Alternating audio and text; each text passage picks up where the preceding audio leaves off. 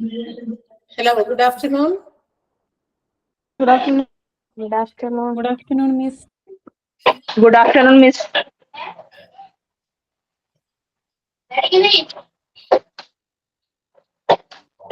Good afternoon, Miss.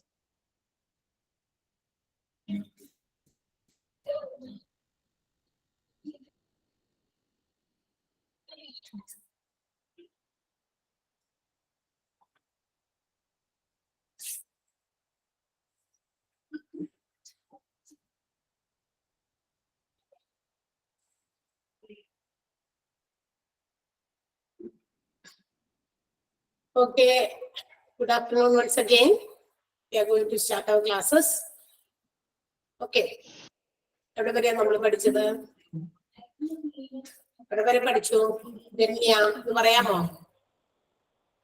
എവിടെ വരെ നമ്മൾ എടുത്ത ക്ലാസ്സില്? കുറെ രമ്യ ഉണ്ടോ? രമ്യ രവി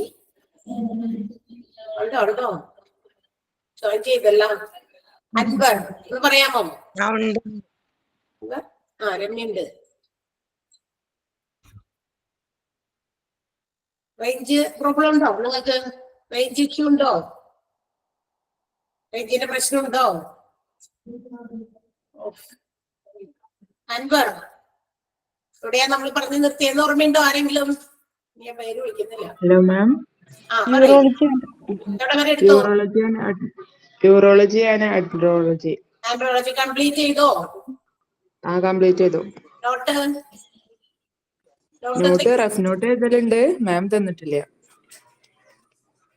മിസ് തന്നു. നമ്മള് എന്തെങ്കിലും മിസ് തന്നായിരുന്നു. തന്നൂന്നല്ലേ പറഞ്ഞേ? യുറേത്ര, അതെ അതൊക്കെ എഴുതിയില്ലേ? പ്രോസ്റ്റേറ്റ് എഴുതിയോ? തന്നായിരുന്നു. That's all. അത്രേ ഉള്ളൂ കേട്ടോ. അപ്പൊ നമ്മളുടെ മെഡിക്കൽ ഡിപ്പാർട്ട്മെന്റില്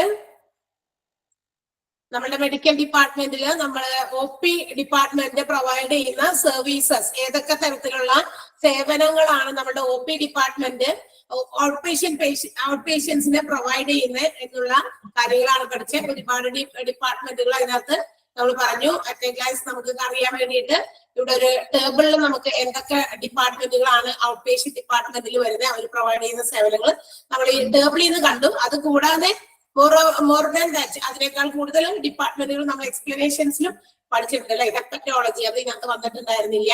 അതുപോലെ യൂറോളജിയും ഇതിനകത്ത് വന്നിട്ടുണ്ടായിരുന്ന ഒരു ബോക്സിനകത്ത് ഉണ്ടായിരുന്നില്ല. അപ്പൊ ഇതിനകത്ത് പറയാത്ത കുറച്ച് ഡിപ്പാർട്ട്മെന്റുകൾ കൂടി നമ്മൾ എക്സ്പ്ലനേഷൻ പാർട്ടില് പഠിച്ചതാണ്. എല്ലാവരും പഠിച്ചിട്ടൊക്കെ ഉണ്ടോ? ഏതൊക്കെയാണ് ഡിപ്പാർട്ട്മെന്റുകളിൽ നിന്നും ഓരോ ഡിപ്പാർട്ട്മെന്റിനെ റിലേറ്റ് ചെയ്യുന്ന ഡിസീസസ് എന്തൊക്കെയാണെന്നും എന്തൊക്കെ തരത്തിലുള്ള ട്രീറ്റ്മെന്റുകളാണ്, ചിലരിൽ പ്രത്യേകം സർജറീസും ട്രീറ്റ്മെന്റുകളും എന്തൊക്കെയാണ് പ്രൊവൈഡ് ചെയ്യുന്നതെന്നൊക്കെ പറഞ്ഞിരുന്നു. എല്ലാം വായിച്ചൊക്കെ നോക്കിയോ? കുറച്ച് ദിവസമൊക്കെ നിങ്ങൾക്ക് അവധി കിട്ടിയല്ലോ, 2 ദിവസമൊക്കെ ക്ലാസ് ഉണ്ടായിരുന്നില്ല. ആൻഡ് അതൊരു നല്ല ചാൻസ് ആയിരുന്നു നിങ്ങൾക്ക് പഠിക്കാനും അല്ലെ. ക്ലാസ്സുകൾ ഒന്നുകൂടിയൊക്കെ വേണമെങ്കിൽ കാണാനോ അല്ലെങ്കിൽ എന്തെങ്കിലും ഡൗട്ട്സ് ഉള്ള ഭാഗമൊക്കെ ഉണ്ടെങ്കിൽ ആ ക്ലാസ് എടുത്ത് നോക്കി കണ്ടുപിടിക്കാനൊക്കെ സമയമുണ്ടായിരുന്നു അല്ലെ. കുട്ടികൾക്കും ഒക്കെ ക്ലാസ് ഉണ്ടായിരുന്നില്ല. അപ്പൊ നിങ്ങൾക്ക് വേണമെങ്കിൽ കുട്ടികൾക്ക് ക്ലാസ് ഇല്ലാത്തതുകൊണ്ട് ഒട്ടും പറ്റിയില്ല. അങ്ങനെയല്ലേ ഉദ്ദേശിച്ചേ? നിങ്ങളുടെ മുഖത്തെ ഭാവത്തിൽ നിന്ന് എനിക്കത് മനസ്സിലായിട്ടുണ്ട്. ഓക്കെ, എന്തൊക്കെയായാലും വായിച്ചിട്ടുണ്ടാകും എന്നുള്ള വിശ്വാസത്തിലാണ് ഞാൻ. കാരണം ഇത്രയും സമയം കിട്ടുമ്പോ അടുത്ത ഭാഗങ്ങളൊക്കെ ഒന്ന് വായിച്ചു നോക്കാമല്ലോ. ഓക്കെ, അപ്പൊ നമ്മൾ സമയം കളയുന്നില്ല. ബിക്കോസ് ഓൾറെഡി 2 ദിവസം നമുക്ക് ക്ലാസ്സസ് പോയിട്ടുണ്ട്. അതുകൊണ്ട് ഞാൻ എന്റെ ക്ലാസ്സിലേക്ക് കിടക്കുകയാണ് കേട്ടോ. സപ്പോർട്ടീവ് ഡിപ്പാർട്ട്മെന്റ് ആണ്. അപ്പൊ നമ്മൾ കഴിഞ്ഞ ക്ലാസ്സുകളിൽ പഠിച്ചത് മെഡിക്കൽ ഡിപ്പാർട്ട്മെന്റ് എന്ന് പറയുന്നത് നമ്മളുടെ ഹോസ്പിറ്റലിന്റെ ഡിഫറെന്റ് ഡിപ്പാർട്ട്മെന്റ്സ് 3ആയിട്ട് ക്ലാസിഫൈ ചെയ്യുന്നതിലെ ഏറ്റവും ആദ്യത്തെ ഡിപ്പാർട്ട്മെന്റ് മെഡിക്കൽ ഡിപ്പാർട്ട്മെന്റ് ആണ് നമ്മൾ കുറിച്ച് പഠിച്ചത് അല്ലെ. മെഡിക്കൽ ഡിപ്പാർട്ട്മെന്റിന്റെ സബ് ക്ലാസിഫിക്കേഷൻസ് ആയിരുന്നു ഇൻപേഷ്യന്റ് ഡിപ്പാർട്ട്മെന്റും ഔട്ട് പേഷ്യന്റ് ഡിപ്പാർട്ട്മെന്റും. അപ്പൊ ഇൻപേഷ്യൻസിന് കൊടുക്കുന്ന ഇൻപേഷ്യന്റ് സർവീസസും ഔട്ട് പേഷ്യൻസിന് പ്രൊവൈഡ് ചെയ്യുന്ന ഔട്ട് പേഷ്യന്റ് സർവീസസും ഒക്കെ എന്താണ് നമ്മൾ ആ ക്ലാസ്സുകളിലായിട്ട് കണ്ടു കഴിഞ്ഞു. ഇനി രണ്ടാമത്തെ ഡിപ്പാർട്ട്മെന്റ് ആണ് ഹോസ്പിറ്റലിന്റെ ഡിപ്പാർട്ട്മെന്റ്സിലെ അടുത്ത ഡിപ്പാർട്ട്മെന്റ് ആണ് നമ്മൾ ഇനി പറയാൻ പോകുന്നത് അല്ലെങ്കിൽ പരിചയപ്പെടാൻ പോകുന്നത് സപ്പോർട്ടീവ് ഡിപ്പാർട്ട്മെന്റ്സ്. നമ്മൾ ഈ മെഡിക്കൽ ഡിപ്പാർട്ട്മെന്റിലെ ഹോസ്പിറ്റൽസിൽ വരുന്ന പേഷ്യൻസിന് കിട്ടേണ്ട ട്രീറ്റ്മെന്റുകൾ ഐദർ ഇൻ പേഷ്യന്റ് ആകാം ഓർ എന്താകാം ഔട്ട് പേഷ്യന്റ് ആകാം. ഈ രണ്ട് വിഭാഗങ്ങളിലായിട്ടുള്ള ചികിത്സകളാണ് ഹോസ്പിറ്റൽസിൽ പ്രൊവൈഡ് ചെയ്യുന്നത്. ഇത്തരം രണ്ട് രീതിയിലുള്ള ട്രീറ്റ്മെന്റുകളാണ് പ്രൊവൈഡ് ചെയ്യുന്നത്. അപ്പൊ ഈ ട്രീറ്റ്മെന്റുകൾ മാത്രം കിട്ടുക എന്നുള്ളതല്ല ഒരു ഹോസ്പിറ്റൽസിലെ ഫങ്ഷൻസ് അല്ലെങ്കിൽ ഓപ്പറേഷൻസ് എന്ന് പറയുന്നത്. ഈ ഒരു മെഡിക്കൽ ഡിപ്പാർട്ട്മെന്റിനെ സപ്പോർട്ട് ചെയ്യാനായിട്ട് some other department should be there അല്ലെ. കുറച്ച് വേറെ ഡിപ്പാർട്ട്മെന്റുകൾ കൂടി വേണം. എന്നാൽ മാത്രമേ നമ്മുടെ മെഡിക്കൽ ഡിപ്പാർട്ട്മെന്റ് പ്രോപ്പർ ആയിട്ട് ഫംഗ്ഷൻ ചെയ്യാൻ പറ്റുള്ളൂ കറക്റ്റ്ലി. അതല്ലെങ്കിൽ സ്മൂത്ത് ആയിട്ട് ഫംഗ്ഷൻ ചെയ്യാൻ, അല്ലെങ്കിൽ കുറച്ചുകൂടി അവരുടെ എന്താ പറയാ ഹോസ്പിറ്റൽ വേയിൽ അവരുടെ ഡെവലപ്മെന്റ് കൊണ്ടുവരാനൊക്കെ ഈ പറയുന്ന ഡിപ്പാർട്ട്മെന്റുകൾ കൂടി വേണം. അപ്പൊ നമ്മൾ പരിചയപ്പെടാൻ പോകുന്നത് സപ്പോർട്ടീവ് ഡിപ്പാർട്ട്മെന്റ്സ് ഇൻ എ ഹോസ്പിറ്റലാണ്. പ്രധാനമായിട്ടും supportive departments clinical laboratories, radio diagnosis services, central sterile supply department, hospital pharmacy, medical records housekeeping, dietary service department, IT and communication, medical social service, physiotherapy, medical maintenance and engineering, purchasing department and materials management. ഇങ്ങനെ ഇത്രയും സപ്പോർട്ടുകൾ ഹോസ്പിറ്റലിന്റെ medical ഡിപ്പാർട്ട്മെന്റുകളിൽ നിന്ന് കിട്ടുന്നുണ്ട്. ഈ സപ്പോർട്ടുകൾ കൂടി ഒരുമിച്ച് function ചെയ്യുമ്പോഴാണ് ആ ഹോസ്പിറ്റൽസിൽ അതിൻ്റെതായ ലക്ഷ്യങ്ങൾ, എയിം, ഗോൾ സാറ്റിസ്ഫൈ ചെയ്യാൻ പറ്റുള്ളൂ. അല്ലെങ്കിൽ അതിൻ്റെതായ ആ ഒരു ഡെവലപ്മെന്റ് ഹോസ്പിറ്റൽസിൽ കൊണ്ടുവരാൻ പറ്റുള്ളൂ. അപ്പൊ ഇതൊക്കെ കറക്റ്റ് ആയിട്ട് പ്രോപ്പർ ആയിട്ട് ഒത്തൊരുമിച്ചാണ് അല്ലെ. ഓരോന്നും ഒറ്റയ്ക്കല്ല. ഇത് ഈ ഹോസ്പിറ്റലിന്റെ മെഡിക്കൽ ഡിപ്പാർട്ട്മെന്റിനെ സപ്പോർട്ട് ചെയ്യാൻ ആവശ്യമായിട്ടുള്ള ഡിപ്പാർട്ട്മെന്റുകളാണ്. ഓക്കെ, അപ്പൊ നമുക്ക് എന്താണ് ഇത് ഓരോന്നും ഡീറ്റെയിൽ ആയിട്ട് നമുക്ക് അവിടെ പഠിക്കാനുണ്ട്. ഓരോ ഡിപ്പാർട്ട്മെന്റുകൾ ഒന്നുകൂടി നോക്കുക.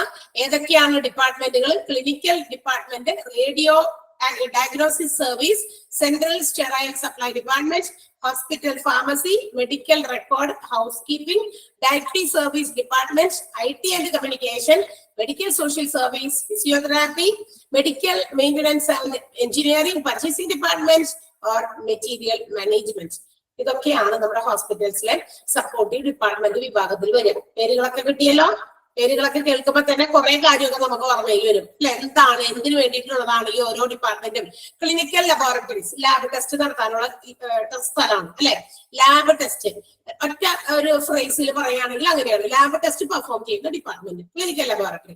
റേഡിയോ ഡയഗ്നോസിസ് സർവീസ്, അതും മറ്റൊരു ടെസ്റ്റിംഗ് തന്നെയാണ്. ഇമേജിംഗ് ടെസ്റ്റ് ആണ് മാത്രം, ലാബ് ടെസ്റ്റ് അല്ല. അവിടെ നമ്മുടെ ശരീരത്തിനകത്തുള്ള ഇന്റേണൽ ഓർഗൻസിനെ ബാധിക്കുന്ന ഡിസീസസ് കണ്ടുപിടിക്കാൻ വേണ്ടി അകത്തേക്ക് റേസ് കടത്തിവിട്ട് അതിൽ കൂടി ഇമേജ് ചെയ്ത് കമ്പ്യൂട്ടറിൽ മോണിറ്ററിൽ പതിപ്പിച്ച് അതിൽ കൂടി കാര്യങ്ങൾ മനസ്സിലാക്കുന്ന രീതി.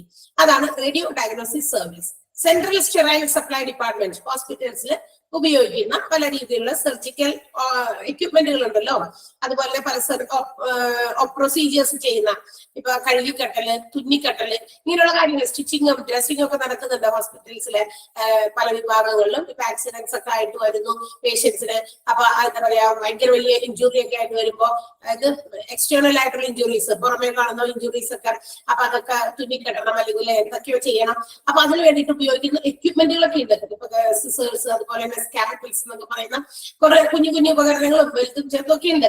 ഭയങ്കര വലുതൊന്നുമല്ല, വലിയൊന്നുമല്ല.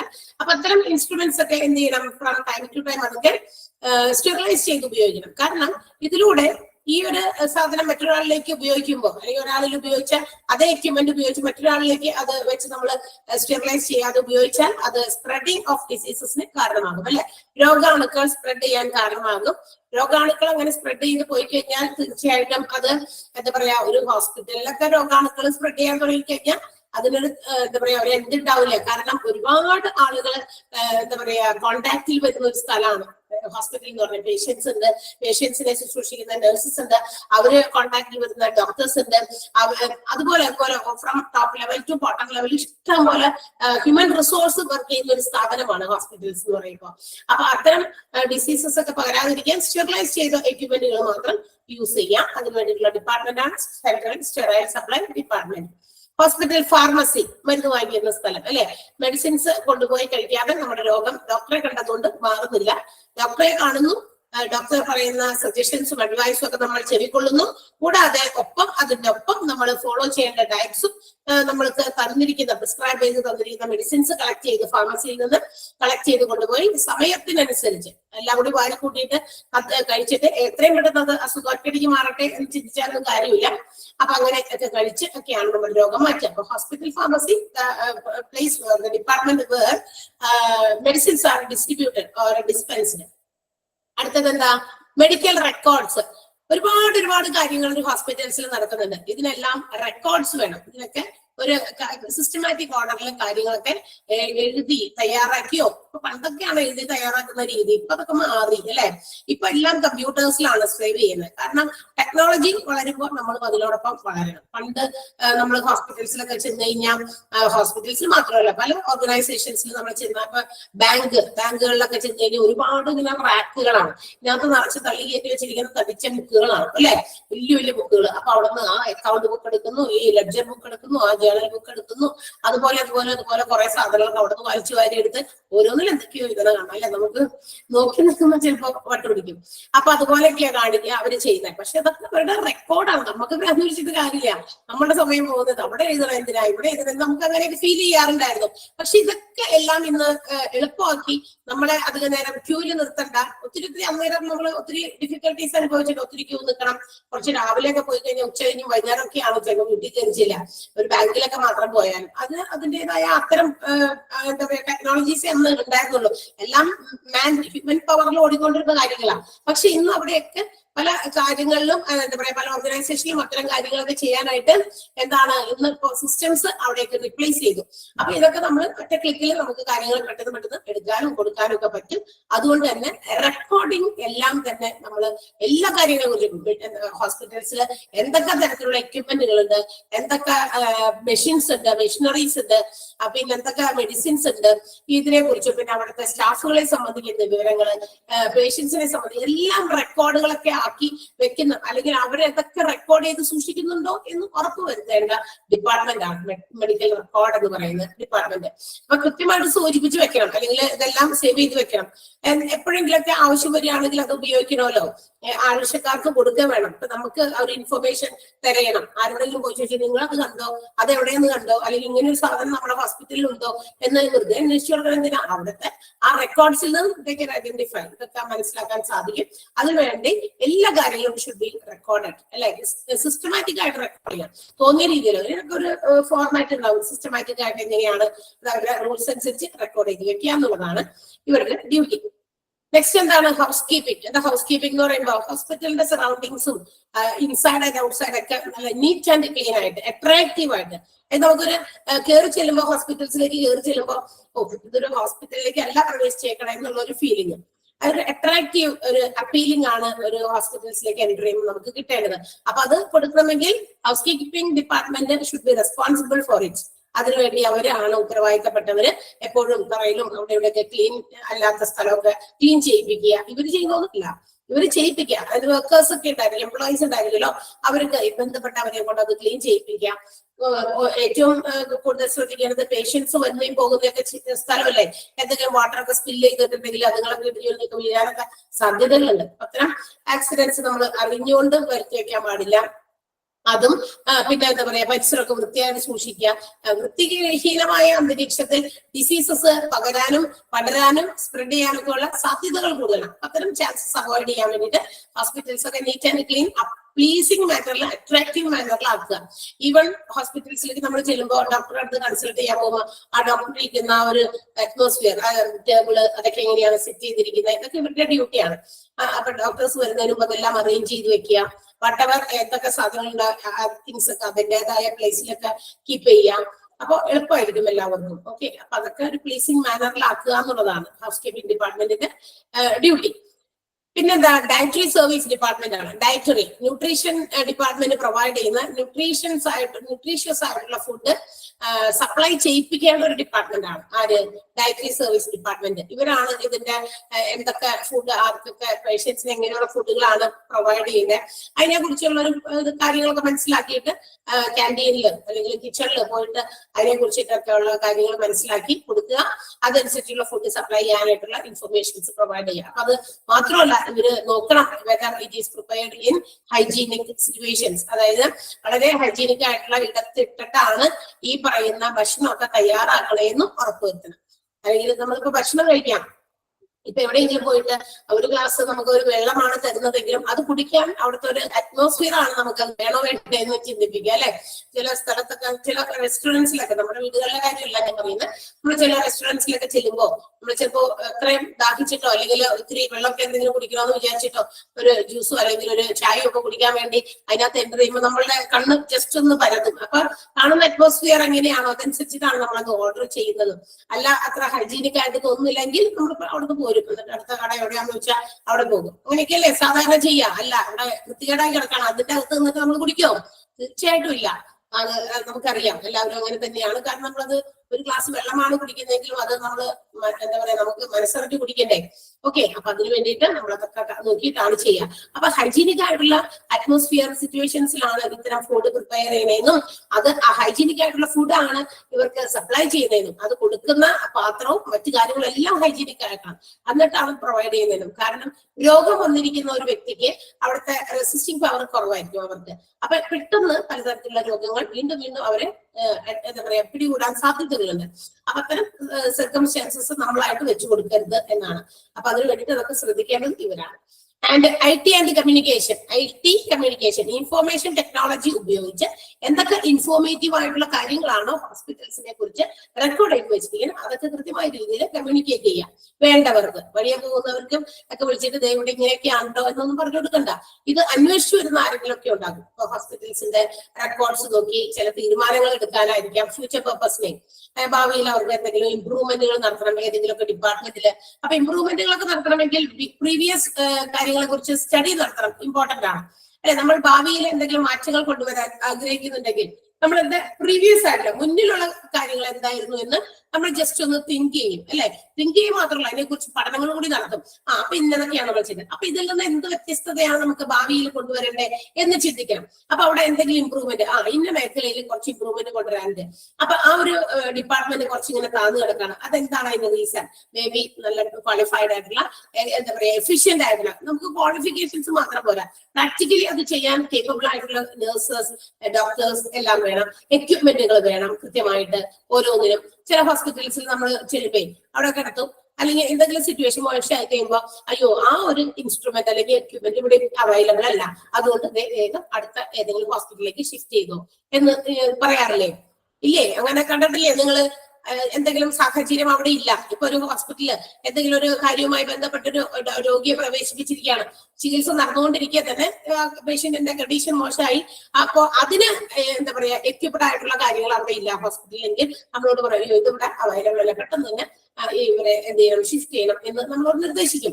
അതെന്തുകൊണ്ട് അതൊക്കെ ഒരു നെഗറ്റീവ് ആയിട്ടുള്ള കാര്യമാണ് ഒരു ഹോസ്പിറ്റലിനെ സംബന്ധിക്കുക. അപ്പൊ അത്തരം ഒരു കാർഡിയോളജി വിഭാഗം ഉണ്ടെങ്കിൽ കാർഡിയോളജിയിലെ വേണ്ട എക്യുപ്മെന്റുകൾ എല്ലാം തന്നെ എന്തൊക്കെ എക്യുപ്മെന്റുകൾ അവിടെ വേണമോ അതെല്ലാം തന്നെ ഇൻസ്റ്റാൾ ചെയ്തു. അതല്ലെങ്കിൽ അത് ഇല്ല ഇവിടെ, അത് മാത്രം ഇവിടെ ഇല്ല എന്ന് പറയാൻ പറ്റില്ല. ഓക്കെ, അപ്പൊ അത്തരം ഇംപ്രൂവ്മെന്റുകളൊക്കെ കൊണ്ടുവരാനൊക്കെ ഇവർക്ക് ഈ ഇൻഫോർമേഷൻ ടെക്നോളജി ഹെൽപ്പ് ചെയ്യും. That means all these things are recorded. അവർ ഇതൊക്കെ റെക്കോർഡ് ചെയ്ത് വെച്ചിട്ട് എന്തൊക്കെ മെഷീൻസ് ഉണ്ട്. അപ്പൊ ഈ നമ്മൾ കണക്കെടുപ്പൊക്കെ നടത്തുമ്പോൾ ഏത് ഡിപ്പാർട്ട്മെന്റിൽ നിന്നാണ് കുറവ് ഇൻകം വന്നേക്കുന്നത് and they have to search for the reason.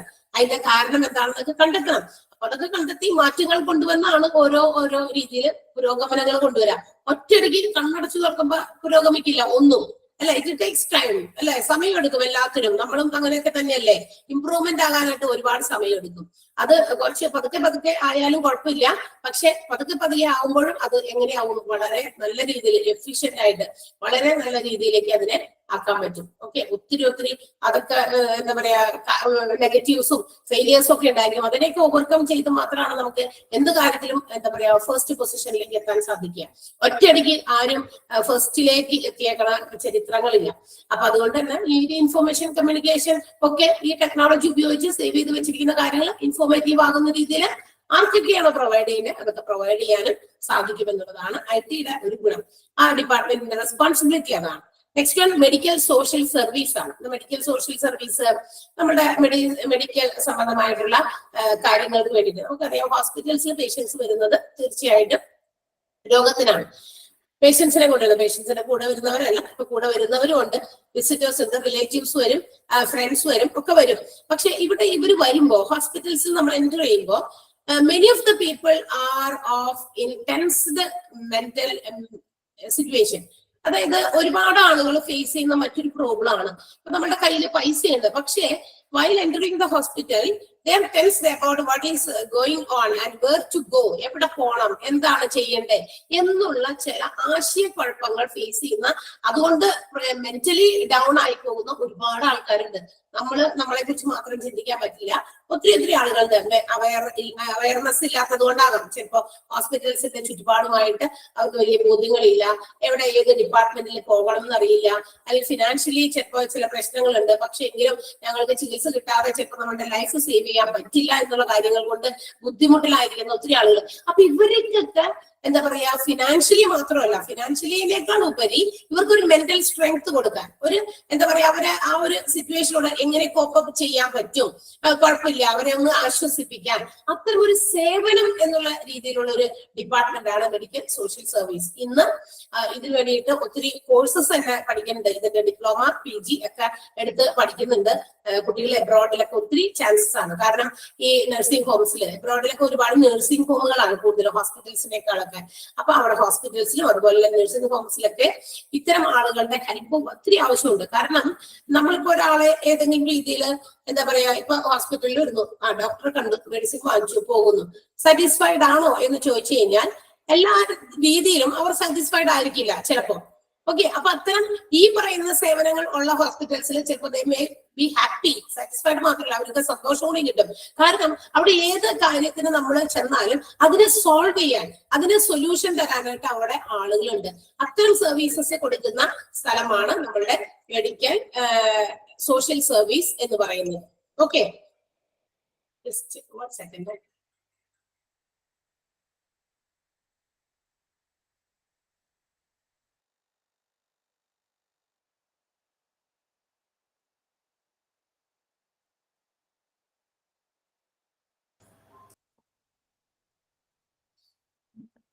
Okay, അപ്പോ നമുക്ക് അങ്ങനെ ഉണ്ടാകുന്ന ചില പ്രശ്നങ്ങൾ ഫേസ് ചെയ്യുന്നവരുണ്ട്. പിന്നെ ഇപ്പൊ ചില ആളുകൾക്ക് മെഡിക്ലെയിം ഉണ്ട്. മെഡിക്ലെയിം അവർക്ക് ക്യാഷ്ലെസ് ആയിട്ടുള്ള ട്രീറ്റ്മെന്റ് ആണ് ഹോസ്പിറ്റൽസിൽ കൊടുക്കുക.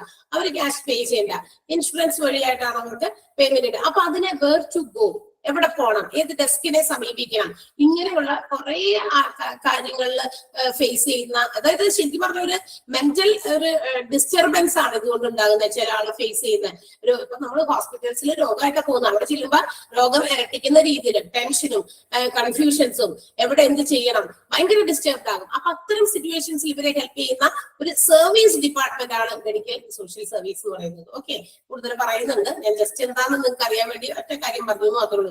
നെക്സ്റ്റ് വൺ എന്താ, ഫിസിയോതെറാപ്പിയും അതുപോലെ തന്നെ ഒരു സപ്പോർട്ടീവ് ഡിപ്പാർട്ട്മെന്റ് ആണ് ഫിസിയോതെറാപ്പി.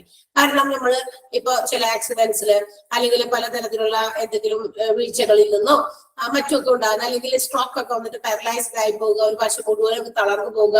അപ്പൊ അവിടെയൊക്കെ ഇങ്ങനെ ഫീലിംഗ് ഇല്ലാത്ത അവസ്ഥ, ഇങ്ങനെ വെറുതെ മരവിച്ച പോലെ ഇരിക്കും. ഓക്കെ, മരവിച്ചതുപോലെ ഇരിക്കും, അവിടെ ആ ഒരു ഭാഗം ഉണ്ടെന്ന് തന്നെ അവർക്ക് ഫീൽ ചെയ്യുന്നില്ല. അപ്പൊ ഇതൊക്കെ കുറെയൊക്കെ ഈ സ്ട്രോക്ക് ഒക്കെ അതിൽ നിന്നൊക്കെ റിക്കവർ ചെയ്ത് വരുന്ന ആളുകൾക്കും ഇവർക്ക് ഈ പറയുന്ന ചില തെറാപ്പീസ് പ്രൊവൈഡ് ചെയ്ത്, ഹീറ്റിംഗ് തെറാപ്പിയൊക്കെയാണ്. അപ്പൊ അത്തരം തെറാപ്പീസ് പ്രൊവൈഡ് ചെയ്ത് അവരെ ഒരു മൂവ്മെന്റ് ആക്കാൻ വേണ്ടിയിട്ടും അല്ലെങ്കിൽ അവരുടെ കാലിൽ അവർക്ക് കുറച്ച് നിൽക്കാനൊക്കെ വേണ്ടിയിട്ടുള്ള ഒരു കേപ്പബിലിറ്റി ഉണ്ടാക്കി കൊടുക്കുക എന്നുള്ളതാണ് ഫിസിയോതെറാപ്പിയുടെ ഒരു റെസ്പോൺസിബിലിറ്റി. അപ്പൊ ആക്സിഡൻസിലൊക്കെ നമുക്ക് വലിയ പരിക്കുകളൊക്കെ കിട്ടി, എല്ലിനൊക്കെ ഭയങ്കര കംപ്ലൈന്റ് വന്നു, അതൊക്കെ ചികിത്സിച്ച് ഭേദമാക്കി. പക്ഷെ ഈ സാധനം ഇടയ്ക്കിടയ്ക്ക് നമ്മളെ ഡിസ്റ്റർബ് ചെയ്യും, വേദനകളായിട്ടേ. വലിയ എന്താ പറയാ, ആക്സിഡന്റ് ഒക്കെ പറ്റിയിട്ട് വലിയ നമ്മുടെ ബാക്ക് ബോണിനോ അല്ലെങ്കിൽ വലിയ കാലിനോ കൈക്കൊക്കെ മെയിൻ ആയിട്ടുള്ള ബോൺസിനൊക്കെ എന്തെങ്കിലും ഫ്രാക്ചേഴ്സ് ഒക്കെ പറ്റി. അന്നേരം നമ്മളതൊക്കെ ചികിത്സിച്ച് ഭേദമാക്കി. പക്ഷെ ഇപ്പൊ നമ്മൾ അതിലൂടെ മാത്രം നമുക്ക് എന്താ പറയാ ഫുള്ളി റിക്കവേർഡ് എന്ന് പറയാൻ പറ്റില്ല. ഇതിന്റെ പെയിൻ ഇടയ്ക്കിടയ്ക്കൊക്കെ നമ്മളെ ഡിസ്റ്റർബ് ചെയ്യും. അപ്പൊ അത്തരം ഡിസ്റ്റർബൻസ് ഒക്കെ ഇല്ലാതിരിക്കാൻ വേണ്ടിയിട്ട് തെറാപ്പി ട്രീറ്റ്മെന്റ് കൂടി പ്രൊവൈഡ് ചെയ്യാനായിട്ട് ഡോക്ടർ സജസ്റ്റ് ചെയ്യാറുണ്ട്. അപ്പൊ ആ ഒരു തെറാപ്പി ട്രീറ്റ്മെന്റിലൂടെ നമുക്ക് അങ്ങനത്തെ പെയിനുകളൊക്കെ മാറ്റിയെടുക്കാൻ പറ്റും. ഒരു റിലീഫാണ്, പെയിൻ റിലീഫ് തെറാപ്പീസ് ആണ് കേട്ടോ. അതാണ് ഫിസിയോതെറാപ്പി. ഹോസ്പിറ്റൽസിലും മാത്രമല്ല പുറത്തും ഇത്തരം സെന്റേഴ്സ് ഒന്ന് എന്താ പറയാ ഇത്തരം സർവീസ് പ്രൊവൈഡ് ചെയ്യുന്നുണ്ട്. Medical maintenance and engineering. Medical maintenance എന്താ, ഹോസ്പിറ്റൽസിൽ പറയുന്നത് പോലെ തന്നെ ഒരുപാട് മെഷീൻസും എക്യുപ്മെന്റ്സ് ഒക്കെ നമ്മൾ ഉപയോഗിക്കുന്നുണ്ടല്ലോ. ഒരുപാട് മെഷീൻസ് ഉണ്ട്. ഉദാഹരണം നമ്മുടെ ഹോസ്പിറ്റൽസിലെ പേഷ്യൻസിന് കൊടുത്തിരിക്കുന്ന മുറികളിൽ AC വർക്ക് ചെയ്യുന്നുണ്ട്, ലൈറ്റ് ഉണ്ട്, ബൾബ് ഉണ്ട്, ഫാൻ ഉണ്ട്, പിന്നെ എന്താ പറയാ ടോയ്ലറ്റ്സില് വാഷ്റൂം നമ്മുടെ വാഷ് ബേസിൻസ് ഉണ്ട്, ടോയ്ലറ്റ്സില് ഫ്ലഷ് ഉണ്ട്. ഇതൊക്കെ പ്രോപ്പർ വർക്കിംഗ് കണ്ടീഷൻസിലായിരിക്കണം. ആൻഡ് ഇഫ് ബ്രേക്സ് ഡൗൺ, ഏതെങ്കിലും ഒന്നൊക്കെ ഇടയ്ക്ക് പ്രവർത്തനരഹിതമായി പോയാൽ അത് മൊത്തം എന്താ പറയാ കാര്യങ്ങളെ എന്ത് ചെയ്യും, ഡിസ്റ്റർബ് ചെയ്യും അല്ലെ, എല്ലാം കൊളായി പോകും. അപ്പൊ അത്തരം കാര്യങ്ങളൊക്കെ ഇല്ലാതെ ഇരിക്കാൻ കറക്റ്റ് ആയിട്ട് അതൊക്കെ മെയിൻറ്റെയിൻ ചെയ്ത് റിപ്പയർ ചെയ്ത് സൂക്ഷിക്കാൻ ഹോസ്പിറ്റൽസ് ബാധ്യസ്ഥരാണ്. കാരണം പേഷ്യൻസിന് മുറി കൊടുക്കുമ്പോൾ അവർക്ക് ഫ്ലഷ് വർക്ക് ചെയ്യുന്നില്ല, AC ഉണ്ടെന്ന് പറഞ്ഞു പക്ഷെ AC വർക്ക് ചെയ്യുന്നില്ല, ഫാൻ ഉണ്ടെന്ന് പറഞ്ഞു ഫാൻ കറങ്ങുന്നില്ല. ഇങ്ങനെയൊക്കെ ആണെങ്കിൽ ബുദ്ധിമുട്ടല്ലേ പേഷ്യൻസിന്. അപ്പൊ അതൊക്കെ ഇല്ലാതിരിക്കാൻ ഇതെല്ലാം മെയിൻറ്റെയിൻ ചെയ്യണം. ഇവര് തന്നെ ചെയ്യണമെന്നല്ല, ഇവര് അതിന് റെസ്പോൺസിബിൾ ആണ്. ഏതെങ്കിലും മുറിയിലോ ഏതെങ്കിലും സ്ഥലത്തോ ഇത്തരം ബ്രേക്ക് ഡൗൺസ് ഏതെങ്കിലും മെഷീൻസിനോ അല്ലെങ്കിൽ എക്യുപ്മെന്റ്സിനോ ഒക്കെ ഉണ്ടെങ്കിൽ അതൊക്കെ ക്ലിയർ ചെയ്യുക. നമുക്കറിയാലോ, എല്ലാം കൂടി ഒരാൾക്ക് മെയിൻറ്റെയിൻ ചെയ്യാൻ പറ്റുമോ? ഇപ്പൊ ഇവിടുത്തെ സിസ്റ്റം കംപ്ലൈന്റ് അത് മെയിൻറ്റെയിൻ ചെയ്യുന്ന ആൾക്ക് ചിലപ്പോൾ AC കംപ്ലൈന്റ് ചിലപ്പോൾ മെയിൻറ്റെയിൻ ചെയ്യാൻ പറ്റില്ല. അല്ലെങ്കിൽ പ്ലംബിംഗ് ചെയ്യുന്ന, അതായത് നമ്മുടെ വെള്ളമൊക്കെ വരുന്ന സ്ഥലത്ത് എന്തെങ്കിലും കംപ്ലൈന്റ് വന്നു കഴിഞ്ഞാൽ AC ചെയ്യുന്ന ആൾക്കാർക്ക് ചിലപ്പോൾ ചെയ്യാൻ പറ്റിയെന്ന് വരില്ല. ഓക്കെ, അപ്പൊ ഇതിനൊക്കെ വേണ്ടിയിട്ട് ഇവരെയൊക്കെ കോൺടാക്ട് ചെയ്യാനോ ഇമ്മീഡിയറ്റ്ലി അവരെയൊക്കെ വിളിച്ചു വരുത്തി ഇതൊക്കെ റിപ്പയർ ചെയ്യാനോ ബാധ്യസ്ഥരാണ് ആര്? ഈ മെഡിക്കൽ മെയിൻ്റനൻസ് വിഭാഗം അല്ലെങ്കിൽ എഞ്ചിനീയറിംഗ് വിഭാഗം. അപ്പൊ അവരെ കോൺടാക്ട് ചെയ്യാനുള്ള എന്താ പറയാ നമ്പേഴ്സോ എന്തൊക്കെയാണോ ഡീറ്റെയിൽസോ എന്തൊക്കെയാണോ അത് കളക്ട് ചെയ്ത് സൂക്ഷിച്ചു വെക്കാം. ഇത്തരം എന്തെങ്കിലും കംപ്ലൈന്റ്സ് വന്നാൽ അപ്പൊ തന്നെ അവരെ വിളിച്ച് അറിയിച്ച് പെട്ടെന്ന് തന്നെ അത് ക്ലിയർ ചെയ്യാനുള്ള ചുമതല ആർക്കാണ്? മെഡിക്കൽ മെയിൻ്റനൻസ് ആൻഡ് എഞ്ചിനീയറിംഗ് വിഭാഗത്തിനാണ്. And the last one is purchasing department or material management. നമുക്കറിയാം ഹോസ്പിറ്റൽസിൽ ഒരുപാട് മെഷീൻസും എക്യുപ്മെന്റുകളും ഈവൻ മെഡിസിൻസും ഒക്കെ ഇഷ്ടംപോലെ വാങ്ങിക്കുന്നുണ്ട്. അപ്പൊ അതൊക്കെ വാങ്ങിക്കുമ്പോൾ അതൊക്കെ കറക്റ്റ് ആയിട്ട് ഈ ഡിപ്പാർട്ട്മെന്റിൽ കൂടിയാണ് പോകേണ്ടത്. എന്തൊക്കെയാണോ വാങ്ങിക്കുമ്പോൾ ഇവരിലൂടെയാണ് അത് വാങ്ങിക്കപ്പെടുക. എന്ന് വെച്ചാൽ പർച്ചേസിംഗ് ഡിപ്പാർട്ട്മെന്റിന്റെ ഡ്യൂട്ടിയാണ്. ഇപ്പൊ ഏതെങ്കിലും മെഷീൻ റീപ്ലേസ് ചെയ്യണം, മാറ്റണം, അത് മാറ്റി വേറെ സ്ഥാപിക്കണം. അപ്പൊ ഇവര് അതെന്ത് ചെയ്യണം? അതിനുള്ള ഓർഡർ പ്ലേസ് ചെയ്യണം. വലിയ വലിയ മെഷീനറീസ് ഒക്കെ കൊട്ടേഷൻ ഒക്കെ വെച്ച് അത് ടെൻഡർ ഒക്കെ സ്വീകരിച്ച് ഏതാണ് എവിടെ നിന്ന് നമുക്ക് എത്രയും കോസ്റ്റ് റെഡ്യൂസ്ഡ് മെത്തേഡിൽ കിട്ടും, ഇഫക്ട് നമ്മളുടെ റീസണബിൾ റേറ്റിൽ അവിടെ കിട്ടും, അന്വേഷിച്ച് വേഗം തന്നെ അത് വാങ്ങിക്കാനുള്ള ഒരു ഉത്തരവാദിത്വം വർക്കാണ്. മെഡിസിൻസ് വാങ്ങിക്കുന്നുണ്ട്, അതും ഇതുപോലെ തന്നെ മെഡിസിൻസ് എവിടെ നിന്നൊക്കെയാണോ കൊണ്ടുവരുന്നത് അതൊക്കെ റെക്കോർഡ് ചെയ്യുക, വാങ്ങിക്കുക എന്നുള്ളതും ഒക്കെ ഇവരുടെ ജോലിയാണ്. Purchasing department. What ever purchases made in A hospital it is through purchasing department. എന്തൊക്കെയാണോ പർച്ചേസ് ചെയ്യേണ്ടത് ഒരു ഹോസ്പിറ്റൽസിൽ അതെല്ലാം പോകുന്നത് ഇവരിലൂടെ മാത്രം. പർച്ചേസിംഗ് ഡിപ്പാർട്ട്മെന്റ് അറിയാതെ ഒരു കാര്യവും വാങ്ങിക്കാൻ പറ്റില്ല. ഓക്കെ, അപ്പൊ ഇതൊക്കെയാണ് നമ്മുടെ ഹോസ്പിറ്റൽസിലെ സപ്പോർട്ടീവ് ഡിപ്പാർട്ട്മെന്റ് എന്ന് പറയുന്നത്. അപ്പോ അതിന്റെ ഡീറ്റെയിൽഡ് വെർഷൻ നമുക്ക് ഇവിടെ താഴെയുണ്ട്. അപ്പൊ നമ്മൾ പറഞ്ഞു സപ്പോർട്ടീവ് ഡിപ്പാർട്ട്മെന്റിലെ ആദ്യത്തെ സപ്പോർട്ടീവ് ഡിപ്പാർട്ട്മെന്റ് ഏതാന്ന് പറഞ്ഞത് ക്ലിനിക്കൽ ലബോറട്ടറീസ് അല്ലെ. ക്ലിനിക്കൽ ലബോറട്ടറീസ് ആണ്. ക്ലിനിക്കൽ ലാബ് എന്ന് നമ്മൾ ചെറുതാക്കി പറയും. ലാബിൽ കൊടുത്തിട്ടുണ്ട് അല്ലെ, ലാബിൽ നിന്ന് വാങ്ങിക്കണം റിസൾട്ട് എന്നൊക്കെ പറയാറില്ലേ. നമുക്കറിയാം primary function of clinical laboratory എന്ന് പറയുന്നത് ടു പെർഫോം ലാബ് ടെസ്റ്റുകൾ പെർഫോം ചെയ്യുക എന്നുള്ളതാണ് ക്ലിനിക്കൽ ലബോറട്ടറീസിന്റെ മെയിൻ ആയിട്ടുള്ള ഫംഗ്ഷൻ.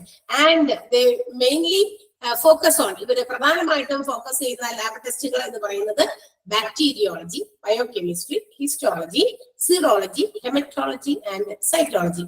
ഈ 6 രീതിയിലുള്ള ടെസ്റ്റുകളാണ് സാധാരണ ഹോസ്പിറ്റൽസിൽ ക്ലിനിക്കൽ ലാബിൽ പെർഫോം ചെയ്യുന്നത്. മറക്കണ്ട 6 എണ്ണമാണ്. അത് 6 എണ്ണവും ഏതൊക്കെയാണെന്നാണ് പറയുന്നത്. ഏതൊക്കെ ടെസ്റ്റുകളാണ്?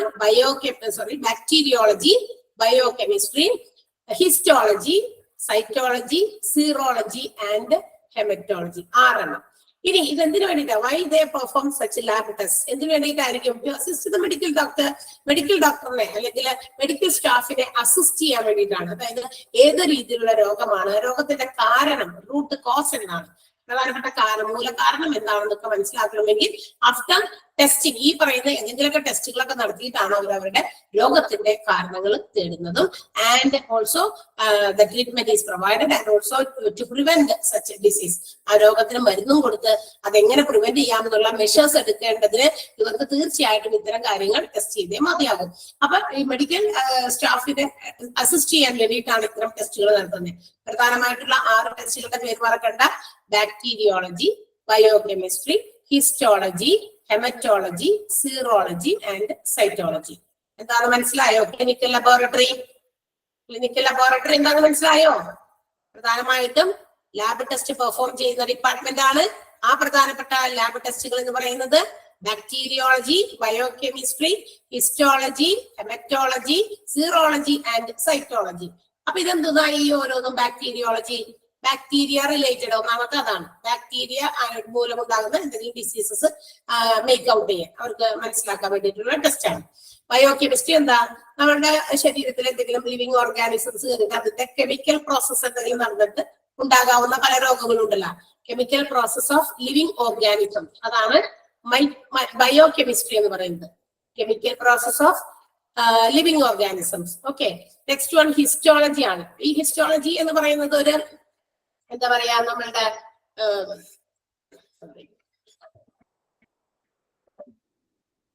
ഓക്കെ ഹിസ്റ്റോളജി എന്ന് പറയുന്നത് നമ്മളുടെ പല ടിഷ്യൂസിനെ കുറിച്ചിട്ടുള്ള പഠനമാണ്. മൈക്രോസ്കോപ്പിക് സ്റ്റഡിയാണ്.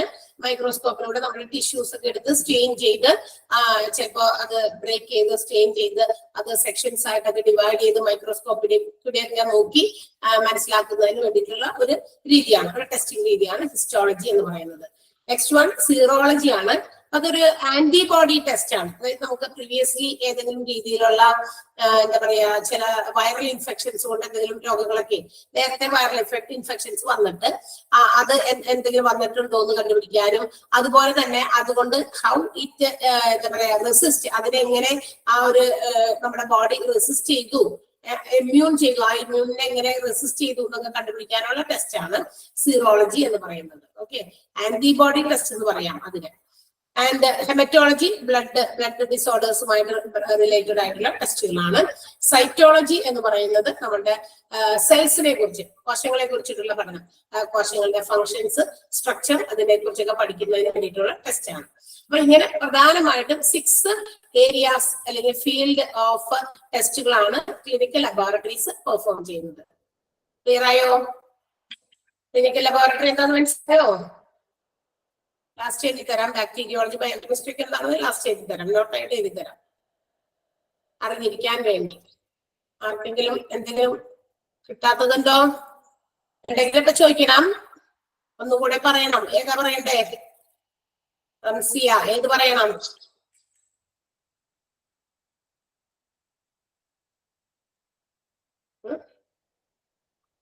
ഏത് പറയണം? എന്താ പറയണേ?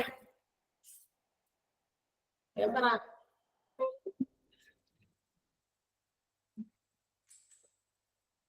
ഫുള്ള് പറയണമെന്നാണോ? ക്ലിനിക്കൽ ലബോറട്ടറി ഫുള്ള് പറയണം. Very good. ക്ലിനിക്കൽ ലബോറട്ടറീസ് എന്ന് പറഞ്ഞാൽ ലാബ് ടെസ്റ്റുകൾ പെർഫോം ചെയ്യുന്ന സ്ഥലം.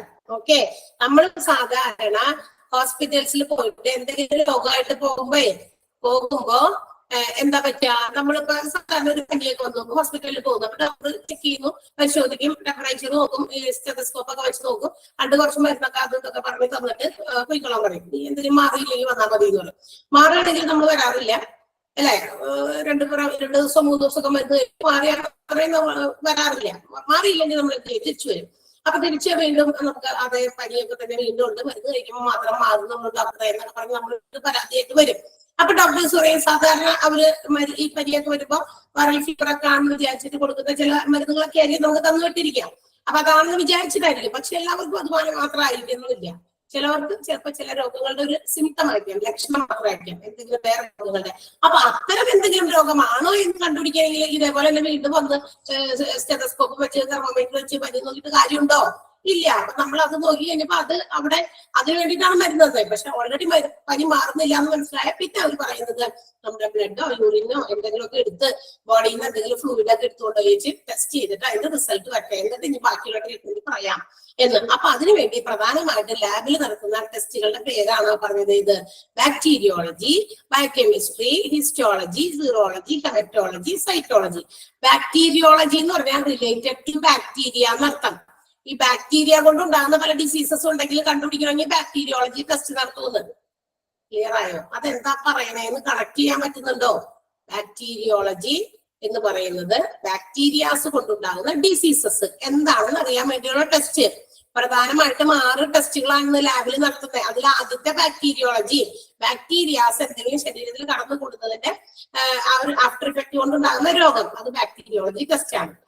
ബയോകെമിസ്ട്രി. എന്താണ് ബയോകെമിസ്ട്രി എന്ന്? ബയോകെമിസ്ട്രി എന്ന് പറഞ്ഞാൽ ഒരു കെമിക്കൽ പ്രോസസ് ആണ്. നമ്മുടെ ശരീരത്തിൽ ഏതെങ്കിലും ലിവിങ് ഓർഗാനിസംസ്, അതായത് നമ്മളുടെ ശരീരത്തിൽ ലിവിങ് ഓർഗാനിസംസ് വേറെ ഉണ്ടാവുമല്ലോ, നമ്മളെ ഡിപ്പെൻഡ് ചെയ്ത് ജീവിക്കുന്ന പല സാധനങ്ങൾ നമ്മുടെ ശരീരത്തിനകത്തൊക്കെ ഉണ്ട്. അപ്പൊ അതുകൊണ്ടുണ്ടാകുന്ന ഏതെങ്കിലും പ്രശ്നങ്ങൾ, അതിന്റെ കെമിക്കൽ പ്രോസസ് കൊണ്ടുണ്ടാകുന്ന ഡിസീസസ്, അത് കണ്ടുപിടിക്കാൻ വേണ്ടിയിട്ടുള്ള ടെസ്റ്റാണ് ബയോകെമിസ്ട്രി.